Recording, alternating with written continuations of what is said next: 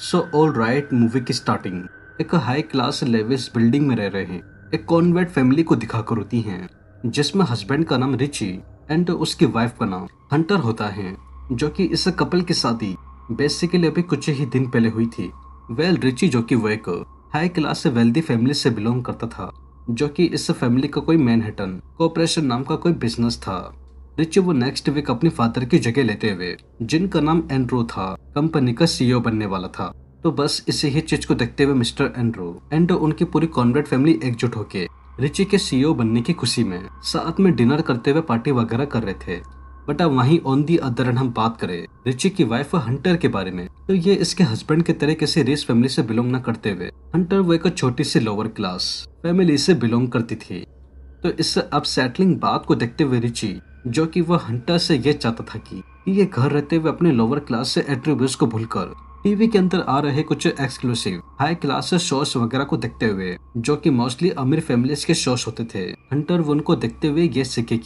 कि टीवी के अंदर चल रहे उन प्रोग्राम्स के अंदर लोग कैसे बैठते थे, कैसे बात करते थे, उनके कपड़े पहनने का तरीका कैसा था, वो लोग खाना कैसे खाते थे। ये सभी ही चीजें हंटर उन टीवी प्रोग्राम्स को देखकर सीखे,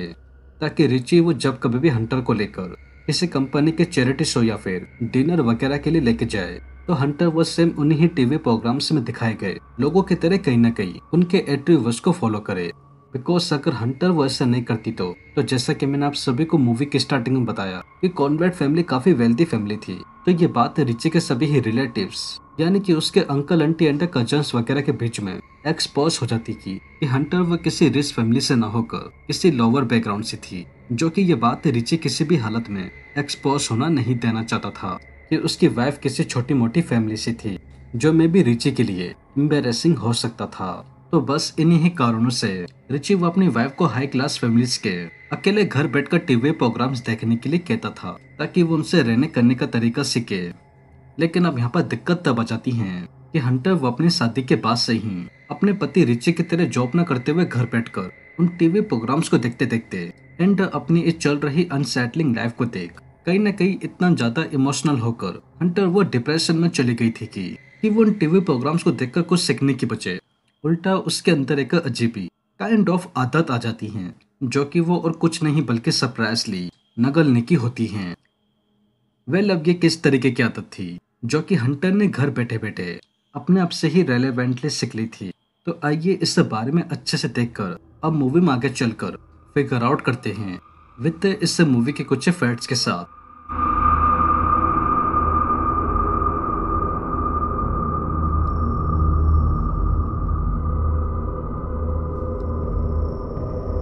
तो सीन अब सीधा रात को रेस्टोरेंट के अंदर डिनर नाइट के ऊपर फोकस होता है, जहाँ पर रिची वो अपने मॉम डैड एंड हंटर के साथ आकर एक छोटा सा फैमिली डिनर ही कर रहा था। तो तभी ही डिनर करते वक्त हंटर जिसके ठीक सामने एक बर्फ से भरा हुआ, जैसा कि आप सभी देख रहे हैं, एक गिलास देखने को मिलता है। तो जिसे देख हंटर, जिसको पता नहीं क्या हो गया था, वो उस गिलास को अजीब तरीके से देखते हुए तुरंत ही उसको उठाकर उसके अंदर से एक नहीं बल्कि दो बर्फ के क्यूब्स निकालकर रिची और उसके मॉम डैड के सामने ही उनको एकदम से नकल जाती हैं, जो कि काफी अजीब था। बट ठीक सामने ही बैठे हुए Mr and Mrs Covert and Richie वो तीनों ही फिलहाल के लिए हंटर की इस बात पर ज्यादा गौर नहीं करते। लेकिन बात अभी इधर ही खत्म नहीं होती, क्योंकि चीजें अभी बहुत ज्यादा अजीब होने वाली थी। नेक्स्ट डे अपने घर के अंदर हंटर अकेले में काउच पर बैठकर कुछ किताब वगैरह ही पढ़ रही थी। तो तभी ही अचानक से हंटर वो एकदम से खड़ी होते हुए पास में ही पड़े हुए टेबल के ऊपर एक छोटे से मार्बल से भरे हुए बॉक्स को देख तुरंत ही उसमें से एक मार्बल को निकालकर अजीबी तरीके से उसको देखते हुए सेम लास्ट नाइट के तरह ही हंटर वो उस मार्बल को बिना कुछ सोचे समझे नकल जाती है। तो जहाँ पर उस मार्बल के ऐसे नकलते ही हंटर उसको अनसेफ फील होने की बजाय उल्टा शॉकिंगली अंदर ही अंदर काफी अच्छा फील हो रहा था, जो सीरियसली काफी चौंका देने वाली बात थी। क्योंकि आमतौर पर इंसानों के इतने मोटे मार्बल के निकलते ही उसके गले में अटकने के कारण एट द मोमेंट की मौत हो जाती है। बट हंटर वो तो अभी भी सही सलामत थी, क्योंकि अभी इसके चीजों को निकलने का सिलसिला अभी इधर ही खत्म नहीं होता। बिकॉज अभी ऐसी बहुत सारी चीजें थी जो कि हंटर नगलने वाली थी। तो सीन अब सीधा इससे ही इंटेंशन के साथ घूमकर एक बार फिर से रिची के ऑफिस जाने के बाद हंटर के ऊपर ही फोकस होता है, जहाँ पर हंटर वो हर एक काम दिन के तरह ही अपने कारपेट को ही वैक्यूम कर रही थी। तो तभी ही वैक्यूम करते वक्त उसको ब्रशेस के अंदर एक थंब स्टिक फंसा हुआ दिखता है। तो जिसे देख हंटर वो उसको इमीडिएटली निकाल कर उस थंब स्टिक को अजीब तरीके से देखते हुए same ice cube and marble की तरह ही हंटर वो बिना कुछ सोचे समझे उस स्टिक को भी एकदम से उसको भी नगल जाती है।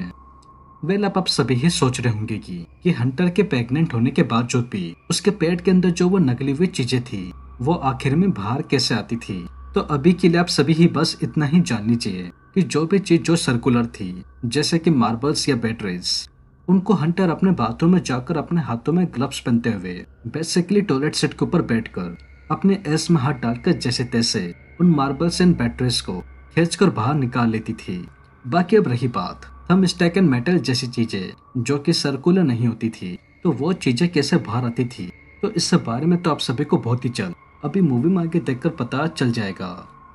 तो बाय द वे जैसा कि मैंने आप सभी को बताया कि हंटर जो कि वो प्रेग्नेंट थी और रिची के साथ हॉस्पिटल में आकर सोनोग्राफी करवाने के लिए ही आई थी। तो तभी ही सोनोग्राफी करते वक्त डॉक्टर एंजेला को शॉकिंगली हंटर के पेट के अंदर बहुत सारी मेटल की चीजें देखने को मिलती हैं। तो जिसे देखते हुए डॉक्टर एंजेला वो हैरान होते हुए तुरंत ही हंटर को ऑपरेशन थिएटर के अंदर भिजवा देती हैं ताकि उसके पेट के अंदर जितनी भी मेटल वाली चीजें थी वो उनको इमीडिएटली निकाल सके हंटर के पेट में पल रहे बच्चे के मरने से पहले। तो समहाउ कई घंटे के ऑपरेशन करने के बाद हंटर के पेट के अंदर से सभी ही एक एक कर मेटल की चीजें के निकलती ही रिची वो हंटर को घर लाते ही उस अनसेटलिंग मैटर के बारे में बुरी तरीके से लड़ाई करते हुए घर के अंदर जितनी भी छोटी मोटी मेटल की चीजें थी जैसे कि बैटरी स्पिन्स या मार्बल वगैरह को एक कचरे के डब्बे के अंदर भरकर उनको बाहर फेंक देता है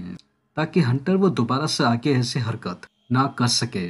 लेकिन अब रिची के इतना कुछ करने के बाद भी क्या हंटर अपनी इससे निकलने की आदत को भुला पाएगी कि भी नहीं, तो आइए इस मैटर के बारे में लास्ट एंड फाइनल बार अच्छे से देखते हैं।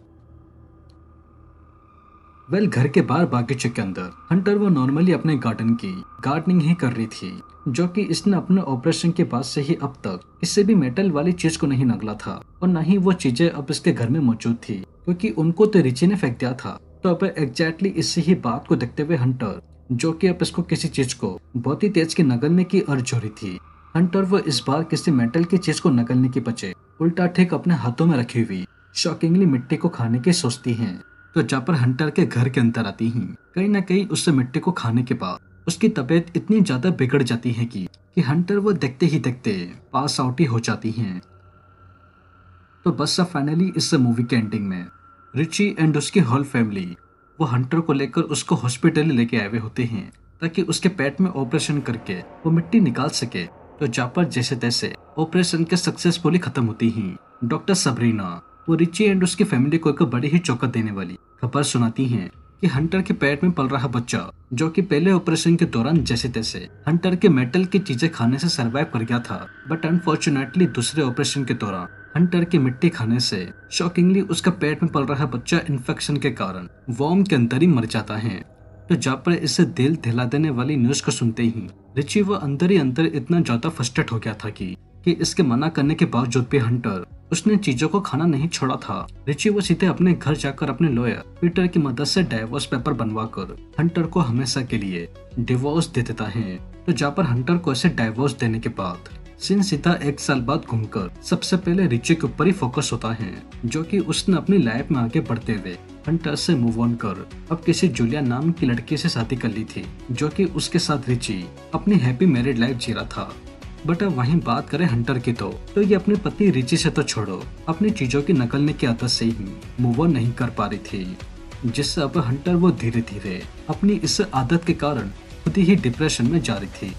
एंड बस हमारी ये मूवी एक अनसेटलिंग वे में एक लड़की के अजीबी आदत के साथ जिससे उसका घर ही बर्बाद हो गया था, जो कि उसका पति इन्हीं ही आदतों के चलते जिसके पास कोई चारा ही नहीं था, ना चाहते हुए भी उसको छोड़ के ही चले गया था। एंड उस आदत से अब वो पीछे ही नहीं छुड़ा पा रही थी। हंटर वो अब अपनी लाइफ को उससे ही बर्बाद होते हुए देख कुछ भी नहीं कर सकती थी।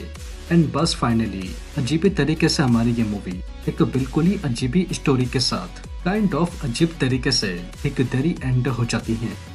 चलिए अब बात करते हैं इस मूवी के कुछ फैक्ट्स के बारे में। वेल इस मूवी का सबसे पहला फैक्ट तो यही था कि ये मूवी को फिक्शन न होकर बल्कि एक रियल लाइफ इंसिडेंट पे बेस होती हैं, जो कि आज से ठीक 50 साल पहले सन 1963 के अराउंड किसी मारिया रोस नाम की लेडी से ये मूवी इंस्पायर होती हैं, जो कि उनको भी चीज़ों को नगलना पसंद था। पहले बात करें इस मूवी के सेकेंड लास्ट फैक्ट के बारे में तो वो कुछ ऐसा था कि जैसा कि आप सभी को याद होगा कि हम सभी ने एक सीन के अंदर हंटर को प्रेग्नेंट देखा था। तो दरअसल वो कोई फेक प्रेगनेंसी न होकर बल्कि हेनली बेनेट जिन्होंने हंटर का कैरेक्टर निभाया था, वो रियल में ही इस मूवी के अंदर प्रेग्नेंट होती हैं, जो कि उनके हस्बैंड और कोई नहीं बल्कि इस मूवी के डायरेक्टर कार्लो डेविस होते हैं। तो वेल दोस्तों, यही थी सोलो मूवी की एक्सप्लेनेशन एंड आई होप आप सभी को ये वीडियो जरूर पसंद आई होगी। और अगर वीडियो पसंद आई हो तो चैनल को सब्सक्राइब किए बिना और वीडियो को लाइक किए बिना बिल्कुल भी मत जाइएगा, क्योंकि मैं अपने आने वाले वीडियो में ऐसे ही और मूवीज के एक्सप्लेनेशन लेकर आता रहूंगा। तो तब तक के लिए take care and peace out.